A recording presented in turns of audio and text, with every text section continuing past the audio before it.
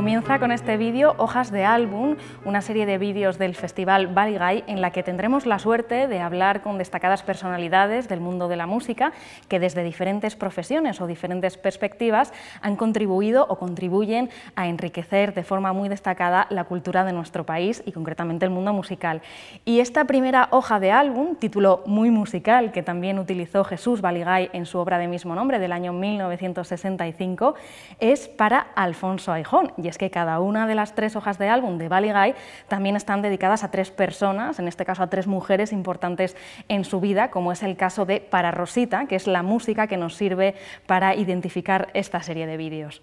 Es todo un honor contar contigo, Alfonso, para esta primera conversación, no solo porque gracias a ti llevamos más de 50 años disfrutando de la música de las mejores orquestas, solistas y directores del mundo en nuestro país a través de Ibermúsica, no solo por eso, Alfonso, sino porque Alfonso Aijón ha sido distinguido con la Orden del Imperio Británico y entregada por la reina Isabel II de Inglaterra en el año 1983, o con la Orden de la Amistad de los Pueblos por la Federación de las Ciencias y las Artes, concedida por el Gobierno de Austria en 2012, la Medalla de Oro al Mérito en las Bellas Artes, que también recoges en el año 2012 de manos de Juan Carlos I, o los nombramientos como miembro honorífico de la Filarmónica de San Petersburgo o de la London Symphony Orchestra, entre otros muchos reconocimientos. Y no solo por tus brillantes logros profesionales, nos encanta hablar hoy contigo, Alfonso, sino porque pronto vas a cumplir 90 años sin enfadarte nunca o casi nunca, y porque además tienes la extraordinaria capacidad de emocionar a todos los que tenemos la suerte de conocerte como nos emociona la música. ¿Puede ser también en parte gracias a la música? Bueno, yo he tenido la suerte infinita de tener en casa, como hay otros que les sucede, de tener una biblioteca a mis padres y tener un piano en casa y una madre que toca el piano. O sea, para meterse en música para mí ha sido muy fácil y normal. O sea, yo admiro a los que no tienen ese ambiente y sin embargo son unos melómanos tremendos. Y eso, bueno, además después de ese ambiente en casa, tuve la suerte de estar en el Ramiro de Maeztu, que era un ejemplo impresionante en lo que a música se refiere.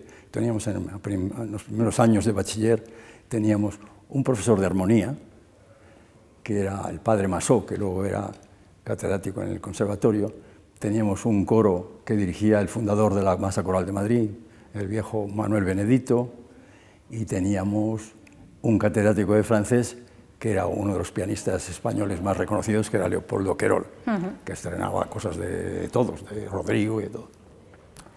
Y dentro del bachiller yo me encargaba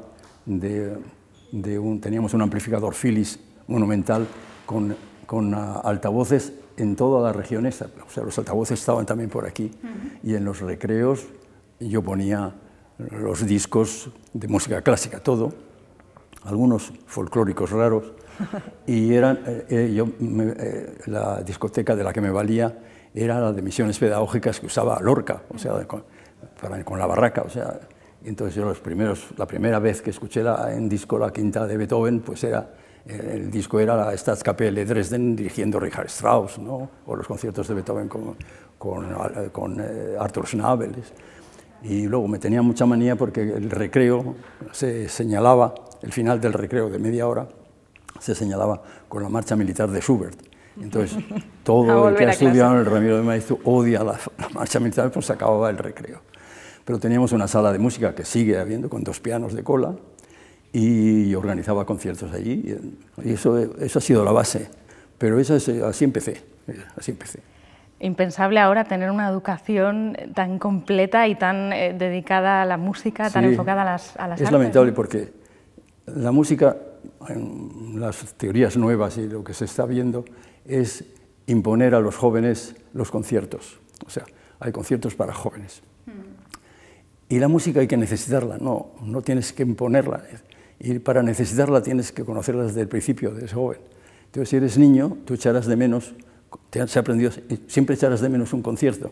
Ahora, si no lo has tenido nunca y el ambiente ha sido contrario, el que vayas a los 14 años que te lleven en grupo a escuchar una sinfonía de Beethoven, no tiene sentido. No tiene sentido. Lo que tiene sentido es volcarse en la escuela y enseñar música de una manera divertida, que lo puede ser, Y eso sería la base de la vida de la música futura. Yo cuando ahora recurres a Internet para cualquier cosa y pinchas música, no sale la música que queremos, sale la música, la otra. O sea, realmente la música actual, la que escuchamos, la pop y todo esto, con todos los respetos, pero ocupa un puesto que antes tenía, por naturaleza, tenía la música clásica, porque todos los que componen pop y rock y todo eso han tenido que aprender. Tengo que aprender las bases de la música normal. Sí, y claro, pues nos hemos perdido un poco, Lamentablemente sí. Lamentablemente sí. Y hablabas de esa educación en el Ramiro Maeztu, Alfonso, pero luego la música te continúa acompañando siempre, ¿no? Siempre. En tus viajes. En todo, o sea, cualquiera de las profesiones que he tenido o trabajos que he hecho, siempre la excusa era, o sea, yo he sido agricultor en Francia, he sido enterrador en Alemania, he trabajado en las minas de Alemania, he trabajado en un banco, que es lo peor que me ha pasado en mi vida, y yo siempre aprovechaba para ir a los conciertos del sitio donde estaba. También tuviste profesiones musicales, porque en Hamburgo también creo que estuviste en la radio. En Hamburgo conseguí entrar en la sección de música contemporánea y allí tuve la oportunidad, y seguí con todos ellos, tuve la oportunidad de conocer a Boulez joven, a Stockhausen joven, a Luigi Nono, a un español disfrazado de inglés o de gibraltareño que era Mauricio Oana, fantástico músico, tocaba además, era alumno de Marshall, y tocaba la Iberia fenomenalmente bien. Y bueno, yo lo dejé y luego pasé al telón de acero, en mi época, que se llamaba, porque me aburría un poco el capitalismo alemán de esos tiempos. Para mí la vida fue fácil en aquellos años, estoy hablando del año 57, yo me marché de este país y no volví en 10 años. Pero la aventura era aventura de verdad, ahora la aventura no existe. Quiero decir que los aventureros de ahora tienen los low cost, es decir, puedes ir a cualquier sitio y siempre habrá un billete que no cuesta nada. O sea, la suerte que he tenido yo es haber vivido un mundo y una vida que ya no existe. O sea, yo porque soy un obseso con el Himalaya, llevo 50 y tantos, casi 60 años yendo todos los años. Casi todos los años. Y entonces cuando voy ahora recientemente, digo, no vuelvo más. Yo que me paso la vida en los montes, ya no hay mariposas, no hay lagartijas, hay muy pocas, las ranas han desaparecido. O sea, nos estamos cargando el mundo de una manera tremenda. Yo soy feliz de haber vivido algo que es difícil de volver a revivir. Muchas aventuras irrepetibles. Y hablabas del montañismo, que es una afición que también tuvieron muchos músicos, Richard Strauss, Brahms, Bartók también. No sé, Mahler también, sí, yo creo que hay muchos músicos que encontraban su refugio en la montaña. Yo no sé si después de hacer una ruta en el Nepal, preferías el silencio o escuchabas la Alpina de Strauss. No, no se me ocurre, sí. Ahora mismo con la pandemia no se me ocurre escuchar un disco, es imposible. Yo me paso la vida, ya te digo, en los bosques. Y entonces, aunque suena un poco ridículo, pero yo prefiero el ruido de las hojas y el arroyo que escucharme poner un disco. Él te ponía el ejemplo de que no es lo mismo Brigitte Bardot en foto que encontrarte con ella. En natural, sí. O sea, que los conciertos en vivo siempre. Siempre en vivo, si no lo entiendo. Y claro, y en estos 50 años que critico tanto, digo, de sistema de vida y tal, bueno, agradezco en que yo he escuchado siempre directamente lo mejor de lo mejor. Lo mejor de lo mejor, y mucho, pues además aquí, en Madrid, con Ibermúsica, sí. Desde el año 70, y claro, después de todas esas experiencias que has tenido por el mundo, las miles de profesiones que has desempeñado, casi sería hasta fácil, ¿no?, hacer de empresario musical, ¿o no? No, verás, lo que pasa es que, y lo he contado muchas veces, cuando yo era muy joven y seguía con mi apasionamiento por la música, si yo iba a un concierto, que iba a todos aquí en Madrid, y tocaba un joven desconocido por primera vez y me gustaba, y veía que estaba solo, aburrido, que no sabía qué hacer, y a mí me gustaba, me había impresionado, pues le invitaba y nos íbamos a Tascas o algo así. Y luego pasaron 10 años, Y luego estos que íbamos de tascas o a bailar eran Abado, Barenboim y había otro, y Meta. Entonces cuando volvieron me dijo, Alfonso, pero si nos conoces a todos, estamos en una estupenda posición, es un loco de la música, ¿por qué no haces una agencia? Y cometí ese error. No, ese error posiblemente muchos se han beneficiado del trabajo, pero no es lo mismo la música como un gran aficionado a meterte en los intereses del mercado, o sea, lo que se llama mercado. O sea. Y es curioso cómo fueron las regiones musicalmente evolucionando, y como estamos en Galicia, yo soy medio gallego, mi padre era de Lugo, entonces se olvidan, o los políticos gallegos no hacen la publicidad que debían de hacer en el resto del país.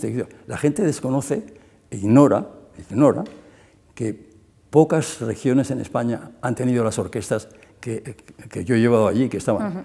O sea, que la Filarmónica de Berlín, en la época de nazi, en el año 44, tocara en Vigo, pues pocos lo saben.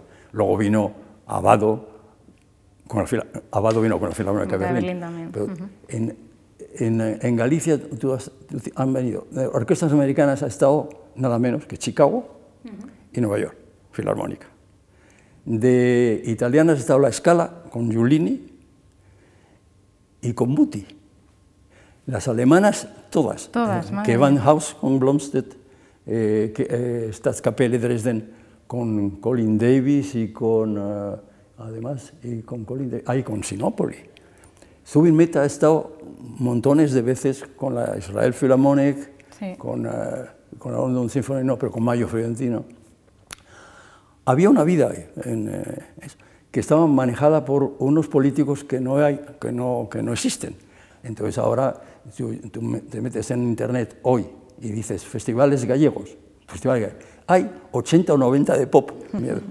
Pero bueno, quiero decir que en Galicia ha habido un movimiento en una época en donde los políticos estaban muy interesados, cercanos a la música, eran muy aficionados a la música. Importante. Y eso no se repite muchas veces.